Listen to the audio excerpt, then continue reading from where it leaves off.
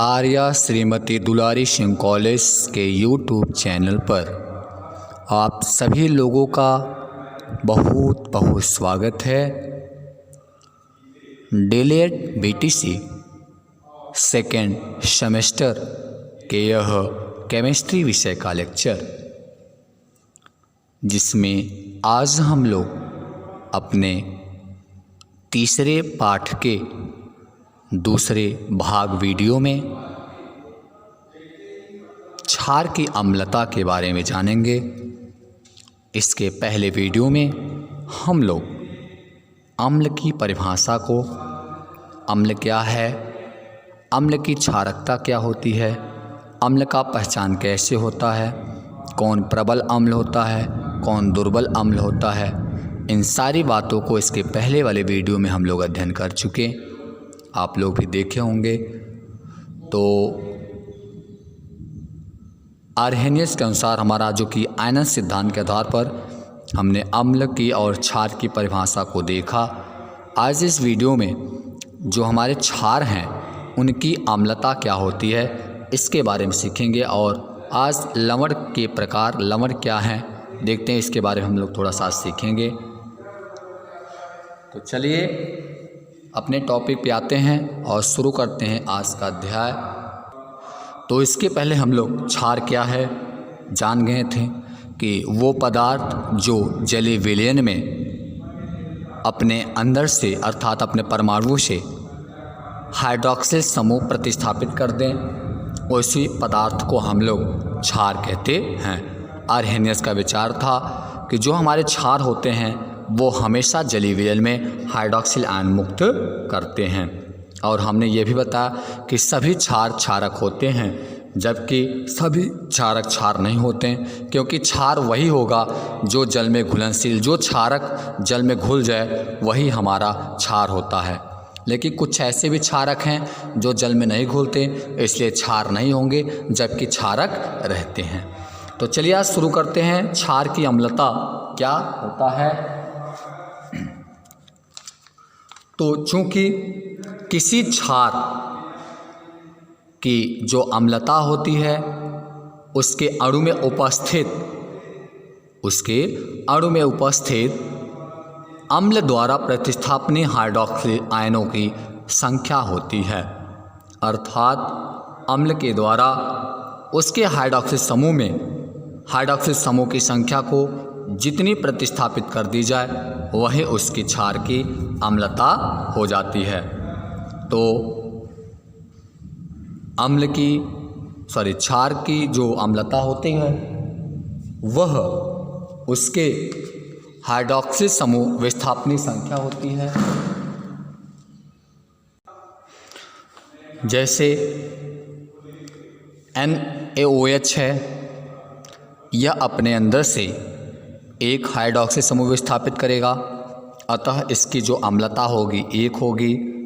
जैसे KOH है, KOH अपने अंदर से एक हाइड्रोक्सिल विस्थापित करेगी, इसकी क्षारकता एक हो जाएगी। जैसे NH4OH है, इसकी अम्लता एक हो जाएगी, क्योंकि अपने अंदर से एक ही हाइड्रोक्सिल समूह विस्थापित करेगी।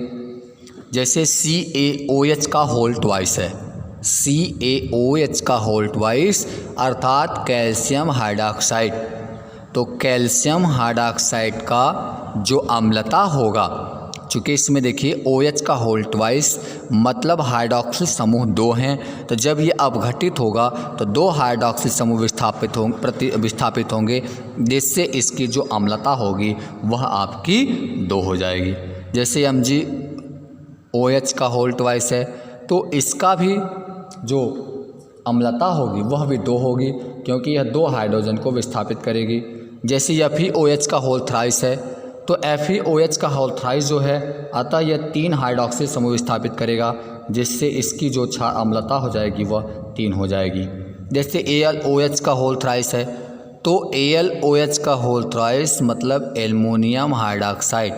तो एल्युमिनियम हाइड्रोक्साइड की जो अम्लता जो होगी वह 3 हो जाएगी, क्योंकि यह अपने अंदर से 3 हाइड्रोक्सिल समूह स्थापित करेगी। यदि क्षारक ऑक्साइड है तो उसकी अम्लता किसी एक क्षारक अम्ल के अणुओं की वह संख्या होती है जिसे उस क्षारक का एक अणु उदासीन करता है। जैसे आपका CaO है तो यह द्विअम्लीय है। अब क्यों है? क्योंकि इसका जो एक अणु HCl के 2 परमाणुओं को उदासीन करता है। फिर से समझ लीजिए, आपका जो CaO है यह द्विअम्लीय है क्योंकि इसका एक अणु अर्थात कैल्शियम ऑक्साइड CaO का एक अणु HCl के 2 अणुओं को उदासीन करता है, जिसके कारण यह द्विअम्लीय होता है। किसी क्षारक की जो अम्लता होती है अणुभार और तुल्यांकी भार में निम्न संबंध को व्यक्त करता है।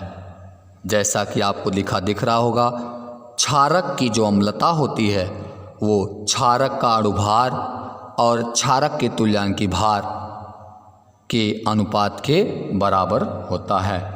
किसी भी क्षारक की अम्लता अणुभार और तुल्यांकी भार में यही संबंध होता है कि क्षारक की अम्लता बराबर उस क्षारक का अणुभार कितना है और उस क्षारक का तुल्यांकी भार कितना है, दोनों का अनुपात निकाल लीजिए, वही उस क्षार की अम्लता हो जाती है। तो ये आपका रहा अम्ल और क्षार की परिभाषा। अम्लता और क्षारकता आपको समझ में आ गया। आगे हम लोग बढ़ते हैं और जानते हैं कि अम्ल और क्षारकों की प्रबलता, अर्थात किसी भी अम्ल, कौन अम्ल ज़्यादा प्रबल होगा, कौन क्षार ज़्यादा प्रबल होगा, कौन दुर्बल होगा, अर्थात अम्ल और क्षार की जो प्रबलता या दुर्बलता होती है वह किस बात पर निर्भर करती है, इसको हम लोग जानते हैं। चूँकि आपने देखा कि अम्ल तथा क्षारक की प्रबलता उनके आयनन के द्रव्यमान पर निर्भर करता है। आयनन का द्रव्यमान जितना अधिक होगा, अर्थात वह जो पदार्थ है जितना ज़्यादा आयनित होगा, जितना ज़्यादा आयनित होगा, तो जितना ज़्यादा आयनित होगा उसका आयनन द्रव्यमान उतना ज़्यादा होगा, तो वह उतना अधिक ज़्यादा उतना प्रबल होगा। चाहे वो अम्ल हो चाहे वो क्षार हो, वह जितना ज़्यादा प्रबलता होगी, आयन की मात्रा उसकी जितनी मुक्त होगी, वह अम्ल उतनी ज़्यादा प्रबलता होगी। अब जैसे समान सांद्रता हैं, अगर 2 विलयन हैं, दोनों की विलयन की सांद्रता समान है और भिन्न भिन्न अम्ल और क्षारकों का आयनन भिन्न भिन्न होता है, इसलिए उनकी जो प्रबलता भी होती है वो भिन्न भिन्न होती है। यदि समान सांद्रता वाले 2 भिन्न भिन्न अम्ल और क्षारकों को लिया जाए तो उनकी जो प्रबलता होती है वो अलग अलग होगी। ऐसा इसलिए क्योंकि अलग अलग अम्ल और अलग अलग क्षार के जो आयनन होते हैं वो भी अलग अलग ही होते हैं, जिसके कारण इनकी जो प्रबलता होती है वह प्रबलता भी इनके अलग अलग होते हैं। जैसे HCl एक तीव्र अम्ल है क्योंकि यह समानुता वाले अन्य अम्ल जैसे H2CO3, CH3COO, H की अपेक्षा अधिक हाइड्रोजन आयन देता है, जिसके कारण ये प्रबल अम्लीय होते हैं। जो अम्ल जितना ज़्यादा हाइड्रोजन आयन मुक्त करता है उसकी प्रबलता उतनी ज़्यादा होती है, और जो अम्ल जितना कम हाइड्रोजन आयन मुक्त करेंगे उसकी प्रबलता उतनी ही कम होगी। तो किसी भी जो अम्ल होती है उसकी प्रबलता उसके हाइड्रोजन आयन की संख्या पर निर्भर करती है। हाइड्रोजन आयन की संख्या जितना तीव्र होगा उसकी आयनन द्रव्यमान उतना ज़्यादा होगा, और जितना आयनन द्रव्यमान ज़्यादा होगा उसकी अम्लता उतनी ज़्यादा होगी। इसी तरीके से जैसे क्षार है, तो क्षार कोई भी क्षार हो उसके हाइड्रॉक्सिल आयन जितने ज़्यादा आयनित होंगे वह क्षार उतना ज़्यादा क्षारी होगा। यदि उसके हाइड्रोक्सिल समूह से यदि उसके अणु से हाइड्रोक्सिल समूह की आयन की संख्या कम होती है तो वह अम्ल जो वह क्षार होगी वह दुर्बल क्षार हो जाएगा, क्योंकि जब हाइड्रोक्सिल आयन की संख्या कम होगी तो वह एक दुर्बल क्षार की तरह व्यवहार करेगा। जैसे अगर समान NaOH समान तन्यता के और NH4 की अपेक्षा अधिक हाइड्रोक्सिल आयन देता है। ऐसा क्यों? ऐसा इसलिए कि जो हमारा NaOH है इसका जो हाइड्रोक्सिल आयन है ये ज़्यादा जल्दी आयनित होकर के अर्थात इसका आयन द्रव्यमान ज़्यादा होता है, जबकि NH4OH की जो अपेक्षा होता है तो जबकि हमारा जो NH4OH है यह आयन कम मुक्त करता है, जिसके कारण NH4OH NaOH की अपेक्षा कम क्षार होता है, जबकि NaOH अर्थात सोडियम हाइड्रॉक्साइड अमोनियम हाइड्रॉक्साइड की अपेक्षा अधिक क्षारी होता है। क्लियर? तो आप पहचान कर सकते हो कि कोई भी क्षार हो कौन ज़्यादा क्षारी है कौन कम क्षारी है, तो उसके क्या करोगे, उसके हाइड्रोक्सिल समूह की आयन की संख्या चाहिए। अम्ल जो आपके होते हैं, अम्ल और क्षारकों की जो प्रबलता होती है की तुलना उन सभी विधियों द्वारा की जा सकती हैं जो हाइड्रोजन या हाइड्रोक्सिल आयन की सांद्रता ज्ञात करने के लिए प्रयोग की जाती है। अर्थात किसी अम्ल और क्षार की जो प्रबलता होती है इसकी तुलना आप ये निर्धारित कर सकते हो कि वह कितना हाइड्रोजन आयन दे रहा है या कितना हाइड्रोक्सिल आयन दे रहा है। तो जो अम्ल जितना ज़्यादा हाइड्रोक्सिल आयन देगा उतना ज़्यादा वह क्षार होगा, और जो अम्ल जितना ज़्यादा हाइड्रोजन आयन देगा उतने ज़्यादा अम्ल होगा, और जो क्षार जितना ज़्यादा हाइड्रोक्सिल आयन देगा वह उतना ज़्यादा क्षारी होगा। तो किसी अम्ल और क्षार के इस बात पर निर्भर करता है कि उसकी आयनन की मात्रा कितनी है। क्लियर हुआ? तो आगे बढ़ते हैं और जानते हैं कि लवण क्या है, लवण किसे कहते हैं, लवण क्या होता है, अगले टॉपिक में बढ़ जाते हैं हम लोग। लवण हमारा जो है यह एक ऐसा पदार्थ है जो अम्ल और क्षार से मिलकर बने होते हैं। जैसे धनायन, और हमारे जो धनायन होते हैं वे प्रायः धात्विक होते हैं, और किसी अम्ल के ऋणायन, जैसे कोई भी अम्ल हो, HCl है उसका ऋणायन Cl है, HNO3 है उसका ऋणायन NO3 है, H2SO4 है उसका ऋणायन SO4 है। तो किसी भी अम्ल के ऋणायन से बने यौगिक को लवण कहते हैं। मतलब कोई धनायन आयन हो और अम्ल के ऋणायन से मिलकर जो हमारा यौगिक बनता है उसी को हम लोग लवण कहते हैं। कुछ लवण में धनायन धात्विक आयन न होकर कुछ परमाणुओं का समूह होता है। जैसे आपका NH4 है, NH4 है, यह धातु नहीं है, ये परमाणुओं का एक समूह है। जैसे K2SO4 है, ये हमारा लवण है, NH4Cl है, ये हमारा लवण है, CuNO3 का होल ट्वाइस है, ये हमारा लवण है, CuSO4 है, ये हमारा लवण है, ZnSO4 हमारा लवण है, CuCl2 लवण है, CaCl2 लवण है, CaSO4 लवण है। मतलब इस तरीके से आपके पास बहुत सारे लवण स्थित होते हैं जो धनायन और ऋणायन के समूह से मिलकर बने होते हैं। तो अम्ल वे पदार्थ हैं लवण वे पदार्थ हैं जो क्षार और अम्ल से मिलकर के बने होते हैं। क्लियर हुआ आपका? तो अम्ल के कुछ या समस्त हाइड्रोजन परमाणुओं को धात्विक आयन द्वारा विस्थापित करने से जो यौगिक बनता है उसे हम लवण कहते हैं। जैसे NaHSO4, जैसे Na2SO4। दूसरे शब्द में आप इसे ऐसे भी कह सकते हैं कि जब किसी अम्ल विलयन को किसी क्षारीय विलयन के साथ मिलाते हैं तो जल के अतिरिक्त एक और पदार्थ बनता है जिसे हम लवण कहते हैं। आपको याद रहे कि कोई भी अम्ल और क्षार जब आपस में क्रिया करते हैं तो सदैव हमेशा और हमेशा लवण और जल बनाते हैं।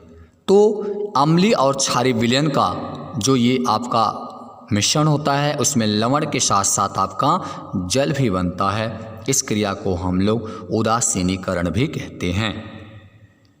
तो जैसे आपका HCl है, यहाँ पे हमने आपको लिखा हुआ है ये HCl है जो कि हमारा एक अम्ल है, और यहाँ पे NaOH है जो कि हमारा एक क्षार है। तो ये अम्ल और ये क्षार आपस में क्रिया करते हैं, रासायनिक क्रिया करने के फलस्वरूप ये हमारा NaCl और साथ में H2O अर्थात जल के अणु निकल जाते हैं। जिस तरीके से हमारा ये लवण है, यही जो NaCl है हम लोग इसको लवण कहते हैं, और ये जो हमारा H2O है ये जल के रूप में अलग हो जाता है। तो आपको ध्यान रहे अम्ल और क्षार जब रासायनिक क्रिया करते हैं तो लवण और जल बनता है। ये भी आपका लवण का परिभाषा है। आइए, ये तो आपका लवण हो गया। तो लवण का निर्माण हमेशा अम्ल और क्षार के मिलने से बनता है, या कुछ ऐसे भी लवण हैं जो हाइड्रोजन परमाणु को धात्विक आयन द्वारा विस्थापित कर दिया जाता है, तो जो पदार्थ बनता है हम लोग उसको भी लवण कहते हैं। तो आइए आगे बढ़ते हैं, एक नया टॉपिक अम्ल और क्षार की ब्राउन स्टोरी और लोरी की धारणा है। अम्ल और क्षार की परिभाषा को ब्राउन स्टोरी और लोरी, ये दो हमारे साइंटिस्ट हैं, केमिस्ट्री साइंटिस्ट हैं, इन दोनों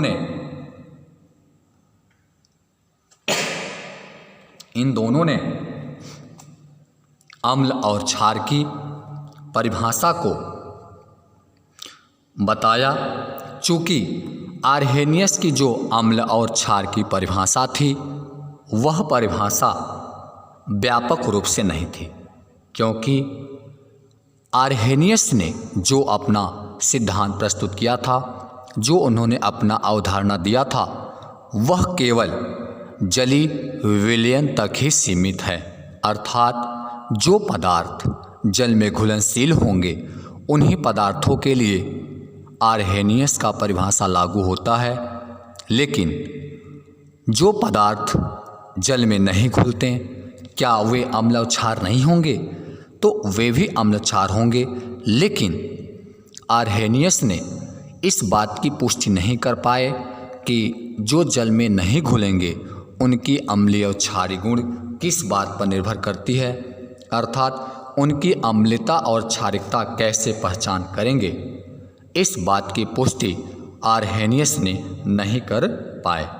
तो इस बात की पुष्टि करने के लिए लोरी और ब्राउन स्टोरी, इन दोनों ने आर्हेनियस की परिभाषा को व्यापक रूप से बताने के लिए इन्होंने अपना विचार प्रस्तुत किया, क्योंकि आर्हेनियस की जो परिभाषा थी वे केवल जलीय विलयन तक ही सीमित थी।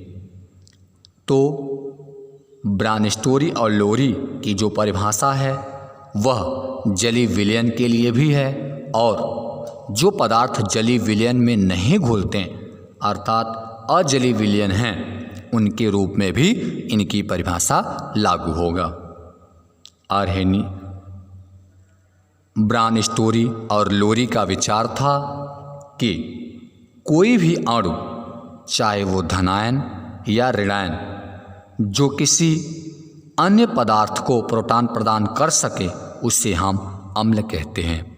एक बार फिर से, लोरी का विचार था कि कोई भी अणु हो, चाहे वो धनायन हो चाहे वो ऋणायन हो, अगर वो किसी को अपने अंदर से प्रोटॉन प्रदान कर रहा है तो वह आपका अम्ल कहलाता है। अर्थात अम्ल वे पदार्थ होते हैं जो सदैव प्रोटॉन देते हैं, अर्थात प्रोटॉन दाता को हम अम्ल कहते हैं। यह ब्रांड स्टोरी लोरी का परिभाषा और विचार था। और जो अन्य पदार्थ से प्रोटॉन ग्रहण करता है वो क्षारक कहलाते हैं। अर्थात यदि कोई पदार्थ है वह अगर किसी अन्य पदार्थ से प्रोटॉन अर्थात धन आवेश ग्रहण कर रहा है तो वह पदार्थ आपका क्षार कहलाएगा। अर्थात अम्ल जो होते हैं वो प्रोटॉन दाता होते हैं, जबकि जो हमारे क्षार होते हैं वो प्रोटॉन ग्राही होते हैं।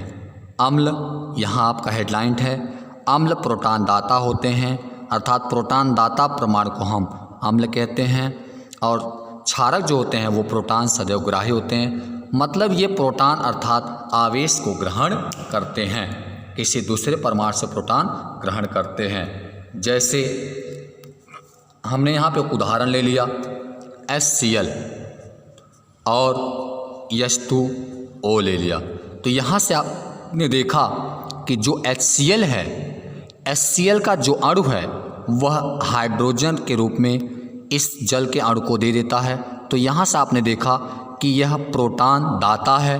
HCl जो है अपने अंदर से हाइड्रोजन आयन को जल के अणु को दे देता है, जिससे जो जल का अणु है वह हाइड्रोनियम आयन बना लेता है।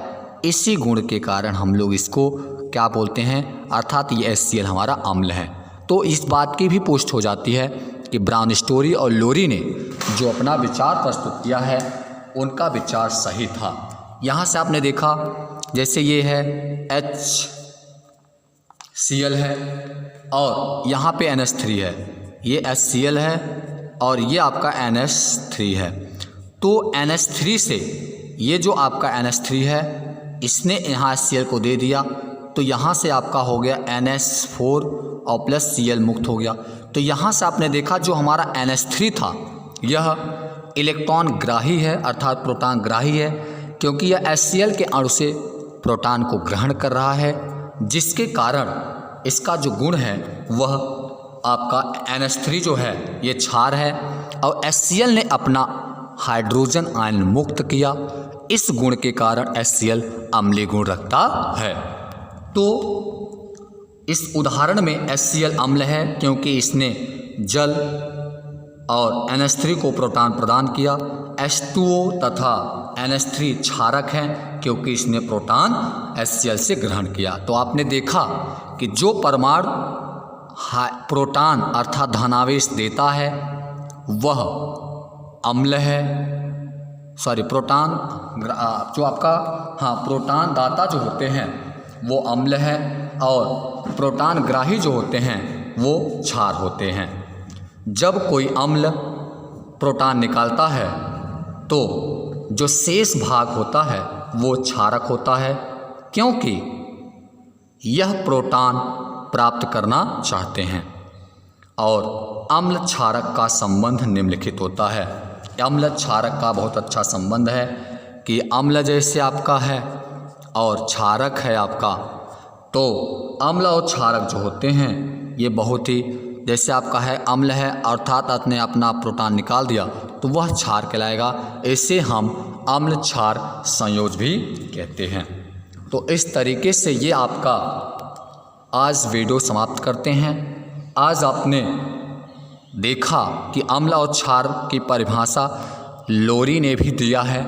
लोरी की परिभाषा जो जल में घुलने वाले नहीं हैं उन पदार्थों पर भी लागू होगा, लेकिन जो आर्हेनियस ने परिभाषा दिया था वह परिभाषा केवल जल में विलय होने वाले पदार्थों पर ही लागू हो पाएगा। तो इस तरीके से अम्ल क्षार की परिभाषा खत्म हुआ। यहाँ से अगली वीडियो में हम लोग अम्ल और क्षार की लुईस अवधारणा पढ़ेंगे, जो कि बहुत ही अच्छा टॉपिक है। अगले वीडियो में हम फिर मिलेंगे, तब तक आप सभी लोग अपनी पढ़ाई करते रहिए। आप सभी को बहुत बहुत धन्यवाद। आपको कोई प्रॉब्लम हो रही है तो कमेंट बॉक्स आपके लिए बना है, कमेंट बॉक्स से ये बताइए, आपकी समस्याओं का समाधान किया जाएगा। तो अगले वीडियो मिलते हैं। आप अपनी पढ़ाई चालू रखिएगा, विराम को मत दीजिएगा। तो आप लोग को धन्यवाद। आप सभी लोग सुरक्षित रहें और अपनी पढ़ाई करते रहें।